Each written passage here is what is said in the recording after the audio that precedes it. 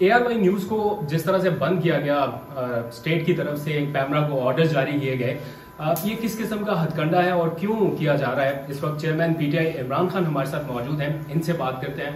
خان صاحب، ARY news یہ پہلی دفعہ نہیں ہے، جب PTI کی میسو کوریج ہوتی ہے یا جب سچ سامنے آتا ہے ARY نیوز کو بند کیا جاتا ہے، کیا کہیں گے اس معاملے میں؟ دیکھیں،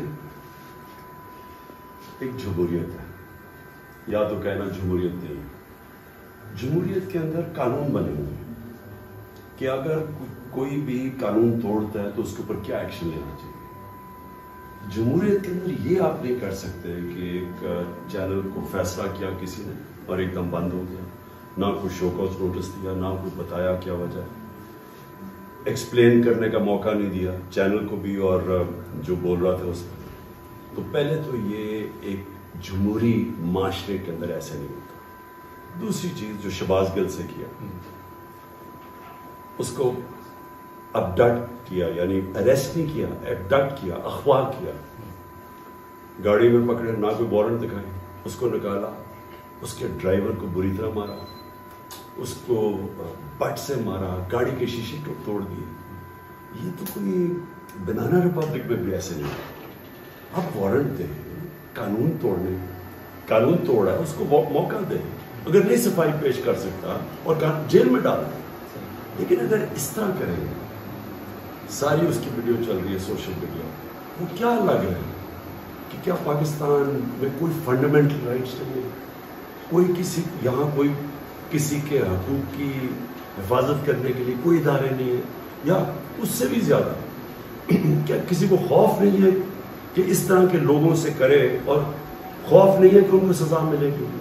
25 مئی کو بالکل یہ کیا گیا ہمارے سے، جس طرح انہوں نے ظلم کیا، پولیس نے، رینجرز نے، لوگوں کے اوپر گھروں میں چلے گئے، رات کے 2-3 بجے خواتین تھی۔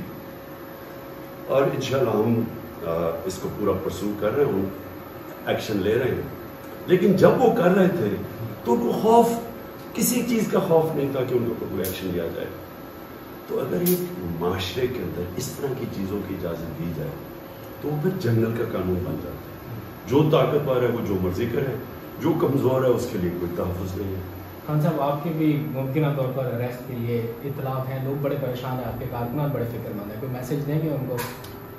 دیکھیے، میں یہ بار بار ایک چیز کہہ چکا ہوں کہ یہ حقیقی آزادی کی جنگ ہے۔ اریسٹ ہونا تو چھوٹی سی چیز ہے۔ میں نے جب فیصلہ کیا تھا کہ اس حقیقی آزادی کی جنگ میں لڑوں گا، جہاد اسے کہتا ہوں، میں نے یہ فیصلہ کیا تھا کہ اپنی جان بھی قربان کرنی پڑے نا تو میں اس کے لیے کروں گا، کیونکہ میں غلام نہیں رہ سکتا۔ میں ایک آزاد ملک میں پیدا ہوا تھا، میرے ماں باپ اور ان کی جنریشن غلامی میں پیدا ہوئے تھے، ہم آزاد ملک میں پیدا ہوئے تھے، اور مجھے قدر تھی ہمیشہ بچپن سے کہ ہم نے اپنی آزادی کی حفاظت کرنی ہے۔ کوئی بھی قربانی دینی پڑے میں اس کے لیے تیار ہوں۔ اور آخر میں ARY کے جو اینکرز ہیں، جو رپورٹرز ہیں، جو فیلڈ میں اترے ہیں، ان کے لیے کوئی میسج اس مشکل وقت میں؟ دیکھیں، ہمارے سامنے ہمیشہ 2 راستے ہوتے ہیں۔ ہم نماز میں اللہ سے مانگتے ہیں کہ اللہ اس راستے پہ لگا جس پہ تو نے نعمتیں بخشی، دوسرے راستے پہ نہ لے جا جو کہ ایک انسان کی تباہی کا راستہ ہے۔ یہ ہمیشہ ہمیں فیصلہ کرنا پڑتا ہے زندگی میں کہ ایک ہے رائے حق۔ رائے حق جو ہے، جو سیدھا راستہ ہے، وہ مشکل راستہ ہے، وہ ہمارے نبی صلی اللہ علیہ وسلم کا راستہ ہے۔ ان کی زندگی آسان نہیں تھی، لیکن وہ ایک انسان کی عظمت کا راستہ ہے، مشکل راستہ ہے۔